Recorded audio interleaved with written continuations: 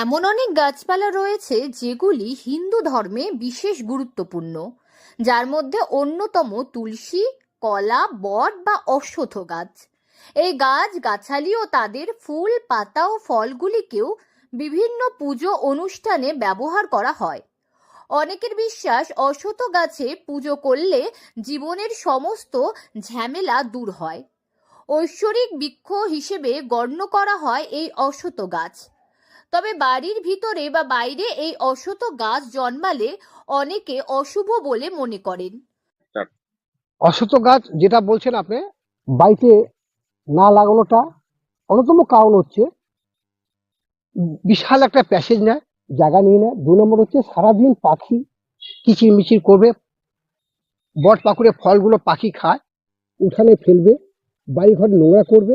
তাতে কিন্তু শ্বাসকষ্ট অনেক পাখি আছে যাদের দ্বারা, যে বাদুড় যদি আসে, ওর মূত্র মলমূত্র খুব ক্ষতিকারক। ওটাকে মাথা রেখে দিয়ে লোকে বলে এটাকে লাগানো ঠিক না। 3 নম্বর হচ্ছে, এবার তার উপকারে যদি কথা বলি আমি, বট পাকুড়ে গাছে গোড়া থেকে ওখানে যে মাটিটা থাকে না, আমার এই ধরুন একটা 1000 স্কোয়ার ফিটের মধ্যে 1000 স্কোয়ার ফিটের মধ্যে আমি বট পাকুড়ে গাছের নিচ থেকে যদি এক ডালি মাটি, অর্থাৎ 30 কেজি মাটি কেটে যদি 5 কাঠা জমিতে দেই, তাহলে কিন্তু জমির আমার উর্বরতা শক্তি বেড়ে যায় এবং সবচেয়ে শুদ্ধ গাছ ওটা। এমন অনেক গাছপালা রয়েছে যেগুলি হিন্দু ধর্মে বিশেষ গুরুত্বপূর্ণ, যার মধ্যে অন্যতম তুলসী, কলা, বট বা অশ্বত্থ গাছ। এই গাছগাছালি ও তাদের ফুল, পাতা ও ফলগুলিকেও বিভিন্ন পুজো অনুষ্ঠানে ব্যবহার করা হয়। অনেকের বিশ্বাস অশ্বত্থ গাছে পুজো করলে জীবনের সমস্ত ঝামেলা দূর হয়। ঐশ্বরিক বৃক্ষ হিসেবে গণ্য করা হয় এই অশ্বত্থ গাছ। পাখির উৎপাত, আর যে গাছে কিছু পাবে না, তারপরে যে পাতা পড়বে আর শ্বাসকষ্টটা হয়, ব্যাপক ব্যাপক পরিমাণে শ্বাসকষ্ট হয়। ওই গাছে প্রচুর পরিমাণে পোকামাকড়, জীবাণু, এমনকি সাপও ওখানে পাখি খাওয়ার জন্য ওঠে। আমার তবে বাড়ির ভিতরে বা বাইরে এই অশ্বত্থ গাছ জন্মালে অনেকে অশুভ বলে মনে করেন। তবে দেখা যায় আমাদের বাড়ির গৃহকোণে কিংবা ছাদে নিজে নিজেই জন্মে যায় এই গাছ। কিন্তু কেন এই অশ্বত্থ গাছ বাড়িতে লাগানো উচিত নয় জানেন কি? বাস্তু বিশেষজ্ঞ গাছপ্রেমী তারাপ্রসাদ জানান, কথিত আছে বাড়িতে অশ্বত্থ গাছের উপস্থিতি নেতিবাচক শক্তির সঞ্চালন বাড়ায়। যদিও অশ্বত্থ গাছকে একটি ঐশ্বরিক বৃক্ষ হিসেবে পুজো করা হয়, এমনকি এই অশ্বত্থ গাছের পাতা বিভিন্ন ধরনের শ্রাদ্ধ, পুজো অনুষ্ঠানে কাজে লাগে।